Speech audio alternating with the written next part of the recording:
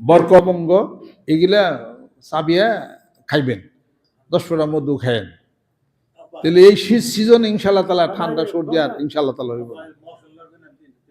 মশমিস, গরম মশলা এগুলা খান, আর একটু কালিজিরার তেল 10 ফোঁটা করে কালিজিরার তেল খান, আলহামদুলিল্লাহ। আর এই শীতের সিজন ইনশাল্লাহ তালা ঠান্ডা লাগবে না।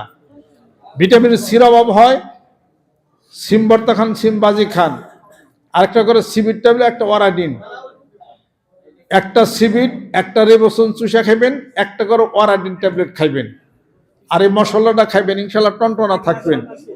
জি, দুধ চিনি ছাড়া লিকার চা খাইবেন, দুধ চিনি ছাড়া চা পাতি দিয়া চা খাইবেন, যতটুকু চা গরম দোকানে বানায় তার অর্ধেক গরম দিয়ে খাইবেন।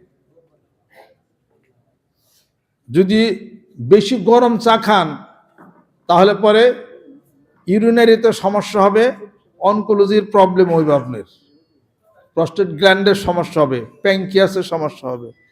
খায়েন না, যতটুকু চা গরম দরকার অর্ধেক গরমে আপনারা খাইবেন। আমি যা ডাক্তারি শিখিয়ে দিয়ে এটা শিখবেন, বড় ডাক্তারের কাছে তো যাইেন না। আমি আইরে গেলে না বড় ডাক্তারের কাছে যাইবেন, যখন বাইরে গেছি যাওয়া হলা।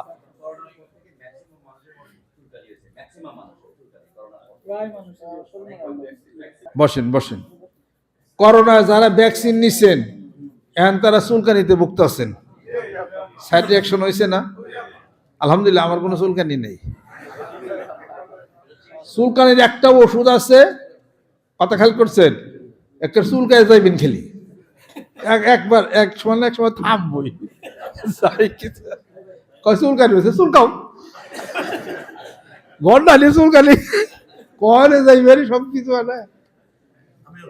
শোনেন, এই জন্য আপনি এখন একটা জিনিস খাবেন, করোনার পরে যাদের চুলকানি হয়েছে তারা একটা জিনিস খান, তারা ওই ভিটামিন বি কমপ্লেক্স খান, বিকোনেক্স, তারপরে জিংবি খান, বিকোজিন খান, এটা খান, পানি বেশি বেশি খান, পেঁপে লাউ করলার তরকারি খান, আর জাইবেসিলিং, আর দরবার যে লাল ওষুধটা বাসি পেটে খান।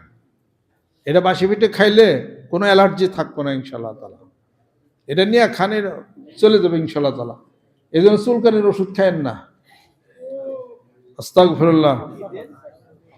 করেন, কোরআন শরীফ তেলাওয়াত করেন, 5 ওয়াক্ত নামাজ কাজা করেন না, 2 বেলা কোরআন শরীফ, 2 বেলা জিকির, 5 ওয়াক্ত নামাজ, কোরআন শরীফ তেলাওয়াত করেন। বিসমিল্লাহির রহমানির রহিম বললে রোগ সারে কেন, এটা বিজ্ঞান আবিষ্কার করছে এতদিন পরে। সুবহানাল্লাহ। বিসমিল্লাহির রহমানির রহিম জোর সংখ্যা না, বেজোর সংখ্যা, 19টা অক্ষর আছে বিসমিল্লাহির রহমানির লিখতে।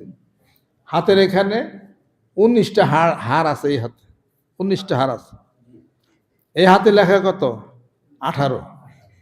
এই হাতে লেখা হলো 81। কত হইল? 99।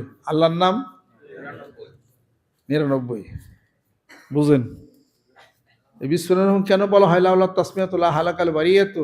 বিসমিল্লাহ পড়ুন বেশি বেশি করে, অসুখ বিসুখ সব হারিয়ে যাব। আল্লাহ 99টা নাম নেন, সুস্থ হয়ে যাবে।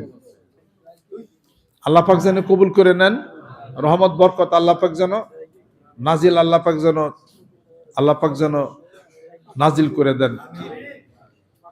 আমার তো কয়দিন ডায়াবেটিস খুব বাইরে গেছিল, এখন মাইপে দেখি 18, 19, 20 হয়ে গেছে গা, মানে খাওয়ার পরে মনে হয় যে 25, 26।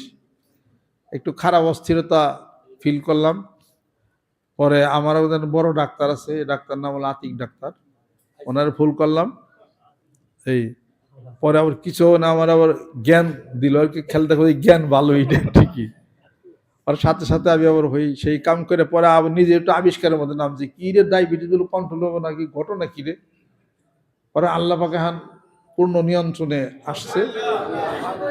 ডায়াবেটিস কিছু না, আপনার নিয়ম পালন করলে অবশ্যই এই রোগটা থাইমা থাকবে, জীবনও সারবে না, মনে রেখে দিন।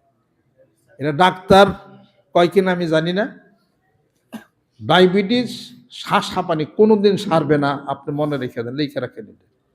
এটা তো মেলায় পরে আবিষ্কার হইব। ডায়াবেটিসের রোগী খুব তাড়াতাড়ি মরবো, আর যদি বাঁচে দীর্ঘদিন বাঁচবে।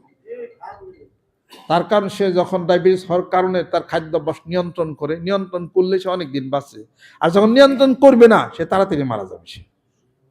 আর এই রোগ কোনোদিন সারবো না, এটা দমন থাকবো। নিয়ম পদ্ধতির মাধ্যমে আপনাকে কন্ট্রোল, আপনাকে অবশ্যই সেটা করতে হবে। আল্লাহ পাক যেন কবুল করে নেন, রহমত বরকত করে দেন।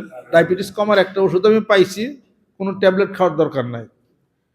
খাইলে ডায়াবেটিস বাড়ে, ওটা আর খামই না। ভাত খাইলে বাড়ে, খাইন না ভাত। এই মিষ্টি খাইলে বাড়ে, খাইন না। দই খাইলে বাড়ে, খাইন না। খাইবেন কেন ওটা? ডায়াবেটিস প্রত্যেকটা রোগী কি এক ঝুঁক চাপে, মিষ্টি দেখলে তাকে বলে ঝুঁক থাকে না। আমি আগে মিষ্টি খাইতাম না, হলো মাসে একবার, দেখলে আমার খাবার বললো। তারপরও আমি খাই না। কন্ট্রোলে আছে, হিসাবপত্র আছে, আল্লাহ হেফাজত আল্লাহ পাক রাখছে। আল্লাহ পাক যেন কবুল করে নেন। হ্যাঁ, ডায়াবেটিসে মধু খাওয়া যায়, এটা আমি মধু খাইয়ে আসছি। মধু খাওয়া যায়, ওই দারচিনি, এলাচ, তারপরে আদা দিয়া অল্প একটু মধু সকালে খাইবেন। দুপুরে রাতটা আর খায়েন না, সকালে খায়েন। মধু খাওয়া যায়, মধুর মধ্যে যে উপাদান আছে, কারণ অ্যান্টিঅক্সিডেন্ট আছে তো, এটা ডায়াবেটিস রোগীদের জন্য দরকার প্রয়োজন। ক্যালসিয়াম দরকার প্রয়োজন, তারপরে অ্যামাইনো অ্যাসিড আছে, এটা দরকার প্রয়োজন। মধু দরকার প্রয়োজন আছে, ওটা কোনো কিছু না। আর হাঁটা হলো তার ফরজ, হাঁটতে হবে। পরিমিত ঘুম তাকে আসতেই হবে, 11টার মধ্যে তাকে শুইতে হবে, রাত জায়গা টোটালি যাবে না। এটা নিয়ম কানুন করে চলেন, ইনশাআল্লাহ তাআলা ঠিক হয়ে যাবে। ইনশাআল্লাহ তাআলা সুস্থ আছি, ভালো আছি। সকালে খাই, দুপুরেও খাই, রাত্রিতে 1 রুটি আধা রুটি খাই। খালি ওটা ডায়াবেটিসের জন্য না, নর্মালি কম খাবেন আপনারা। রাত্রিতে একটু সবজি খাবেন, একটা অর্ধেক রুটি টুকটা এটা খাবেন, শরীর পাতলা থাকবে, ইবাদত বন্দি করতে পারবেন। এই আর খালি ডায়াবেটিস চিন্তা করে না, চিন্তা করলে রোগ আরো বাড়ে বেশি। পানি খান বেশি বেশি করে। আমিও করছি, ইনশাআল্লাহ তাআলা কন্ট্রোল। এখন তো কি জানি কয় কমেট তো খাই না আমি। ডায়াবেটিস ওষুধ খাইতাম, খাওয়া বাদ দিছি আমি, এখন তাও নর্মাল আছি। আস্তাগফিরুল্লাহ, আস্তাগফিরুল্লাহ, আস্তাগফিরুল্লাহ। সকলে গায়ে ডাইনে হাতে ধরেন, গুনার জন্য তওবা হবে। রহমত বরকত আল্লাহ পাক যেন নাজিল করে দেন।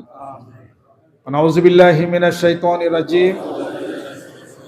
বিসমিল্লাহির রহমানির রহিম। तौबा किया मैं सब बुरी बातों से और सब बुरे कामों से, और बैत किया मैं ऊपर हाथ मोहम्मद मंजूरुल इस्लाम सिद्दीकी खलीफा अलहास हजरत मौलाना मोहम्मद अजहरुल इस्लाम सिद्दीकी साहिब के आई मेरे मौला इस तौबा और इस बयात कबूल फरमा। अल्लाहुम्मा आमीन। रब्बना आतिना फिद दुनिया हसना व फिल आखिराति हसना व किना আযাবান নার। আল্লাহ জীবনের গুনাহগুলো তুমি মাফ করে দাও। আল্লাহ যারা অসুস্থ আছে সুস্থতা তুমি এনায়েত করে দাও। আল্লাহ তুমি রহমত করে দাও। আল্লাহ বরকত করে দাও। যারা বিপদ আছে বিপদ ধরিয়ে দাও। আমাদের হায়াতগুলো বেশি বেশি বাড়ায় দাও। আল্লাহ দেশের সার্বিক পরিস্থিতি তুমি নিয়ন্ত্রণ এনে দাও। আল্লাহ শান্তি প্রতিষ্ঠা করে দাও। সকলের সাথে সম্প্রীতি ভালোবাসা প্রতিষ্ঠা তুমি করে দাও। বাংলাদেশকে কবুল করে নাও। তোমার জমিনে তোমার হুকুমত তুমি কায়েম করে দাও। আল্লাহ মানিকগঞ্জ দরবারে পূর্ব চত্বরে বিশ্বস্তমাকে কবুল করে নাও। বিশ্বস্তমার জন্য ভালোবাসার হাতকে যারা বাড়িয়ে দিল, 10 গুণ তুমি বাড়িয়ে নাও। আমাদের পিতামাতা আত্মীয়স্বজন যাদের ইন্তেকাল করেছেন, আল্লাহ তাদের কবরগুলোকে বেহেশতের বাগান তুমি বানিয়ে দাও। আল্লাহ উলামা আকরাম উলামা দ্বীন আল্লাহ ইত্তেফাক হওয়ার তৌফিক তুমি এনায়েত করে দাও। অন্যান্য ধর্মের যারা আছে আল্লাহ কোরআন হাদিস শরীফের বুঝ আল্লাহ তুমি তাদেরকে দিয়ে দাও। রহমত বরকত নাজিল করে দাও। স্বামী স্ত্রীর দাম্পত্য জীবন সুখময় করে দাও। আল্লাহ যারা বেকারত্ব সমস্যা আছে বেকারত্ব ঘুষিয়ে দাও। যারা ঋণগ্রস্ত হয়েছে সমস্ত ঋণ তুমি পরিশোধ করে দাও। পর্দার আর অন্তরে মেয়েরা যারা দূর থেকে আমাদের কথা আলাপ আলোচনা শুনতেছেন, আল্লাহ তাদেরকে তুমি কবুল করে নাও। অসুখ বিসুখ বিমার আযাব থেকে তুমি মুক্তি দিয়ে দাও। তাকাব্বাল মিন্না ইন্নাকা আনতাস সামিউল আলিম। আল্লাহ ইয়ার হাদিয়া, তাসবিহ তাহলিলের হাদিয়া, জিকিরের হাদিয়াটুকু, বায়াতের হাদিয়াটুকু আমার পিতামাতার রুহুর উপরে তুমি পৌঁছিয়ে দাও। এখানে আরো মুরব্বী যারা শায়িত আছেন তাদের রুহুর উপরে তুমি পৌঁছিয়ে দাও। মুরিদ মুত্তাকিন যে যেখানে আছেন কবুল করে নাও। আল্লাহ বিশ্ব 25 তারিখে যারা দলে দলে ছুটে আসবে জিকিরের মাধ্যমে, আল্লাহ ওই পাগলদেরকে তুমি কবুল করে নাও, মানিকগঞ্জবাসীদেরকে তুমি কবুল করে নাও। আল্লাহ জিকির মজমাকে তুমি কবুল করে নাও। টঙ্গীর তোরাগ নদীর তীরে তাবলীগ জামাতের বিশ্ব ইজতেমাকে আল্লাহ কবুল করে নাও। ওলামা ইকরামুল উলামা দ্বীন হাফেজ কারি শেখুল হাদিস মুফাসসির কোরআন যারা আছেন বাংলার জমিনের বুকে, আল্লাহ কবুল করে নাও। দ্বীনের দায়ী হিসেবে যারা কাজ করতেছেন কবুল করে নাও। যতগুলি হক দরবাসী পীর মাসের বুজুর্গানে দ্বীন যারা আছেন আল্লাহ তাদেরকে তুমি কবুল করে নাও। ইসলামের কথা, দ্বীনের কথা, কোরআনের কথার জন্য যারা বুকের তাজা রক্ত দিয়েছে আল্লাহ ওই শহীদদেরকে তুমি কবুল আর মঞ্জুর করে নাও। তাকাব্বাল মিন্না ইন্নাকা আনতাস সামিউল আলিম ওয়া তুব আলাইনা ইন্নাকা আনতাত তাওয়াবুর রহিম। বিহাক্কি কালিমে তাইয়্যিব লা ইলাহা ইল্লাল্লাহু মুহাম্মাদুর রাসূলুল্লাহ।